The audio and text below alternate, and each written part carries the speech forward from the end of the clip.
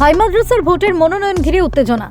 রাজনৈতিক দলের মধ্যে বচসা, লাঠি নিয়ে তেড়ে আসার ছবিও উঠে এসেছে।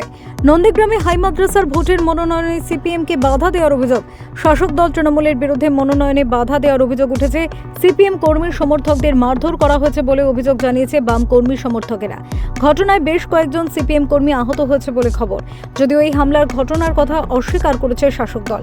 পাশাপাশি ভাঙড়ে হাই মাদ্রাসার নমিনেশনকে ঘিরে একই ছবি উঠে এসেছে। শুধু রাজনৈতিক দলের পরিচয় পাল্টে গিয়েছে। ভাঙড়ে উত্তেজনা ছড়ায় আইএসএফ ও তৃণমূলের মধ্যে। দুই দলের মধ্যে শুরু হয় হাতাহাতি, মারধর। স্কুলের সামনে বোমাও পড়েছে বলে খবর। পরিস্থিতি নিয়ন্ত্রণে আনতে পুলিশকে লাঠিচার্জ করতে হয়। এলাকায় ব্যাপক উত্তেজনা ছড়িয়ে পড়ে। মোতায়েন বিরাট পুলিশ বাহিনী। এই হাই মাদ্রাসায় আমি একজন, আমার কন্যা এবং ছেলে পড়ে। আমি সেই হিসেবে আমি ক্যান্ডিডেট হয়ে আমি যাচ্ছিলাম। তো আমি পুলিশ প্রোটেকশন চাইছিলাম। পুলিশ বলছে ঠিক আছে। আমরা তখন বলি যে ওরা প্রচুর লোক আসে, আমাদেরকে মারবে আমরা গেলে। ওই হিসেবে আমরা থানায় জানাতে এসেছিলাম, কিন্তু থানায় জানাবার সঙ্গে সঙ্গে আমাদেরকে গেট থেকে বাইরে বার করে দিল। আর ওই বাইরে থেকে আমাদেরকে উঁচিয়ে তুলে নিয়ে গেছে। এখন আমি কোনো রকম প্রাণে বেঁচে আমি এখন কোনো রকম থানার সেফটিতে আছি।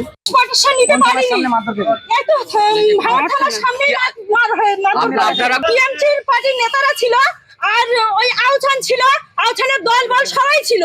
ওরা একদম পুরো রুকে এসেছে, এসে ওরা একদম থানায় থেকে টেনে বার করে নিয়ে গেছে। একদম আমরা মহিলা বলে আমাদের গায়ে হাত দিতে পারিনি, কিন্তু আমাদের সাথে যা বেটা ছিল তাদেরকে সবাইকে মেরেছে। পুলিশের সামনে তল করছে, মারছে। পুলিশের সামনে দেখালে মারধর করছে। তাহলে আমাদের তো রাস্তাঘাটে যেখানে সেখানে মারলে কোনো প্রতিবাদ হবে না কেন? আমাদের কি কোনো আইন বলে জিনিসটা নেই? ফেরো রিপোর্ট, লটারি সংবাদ।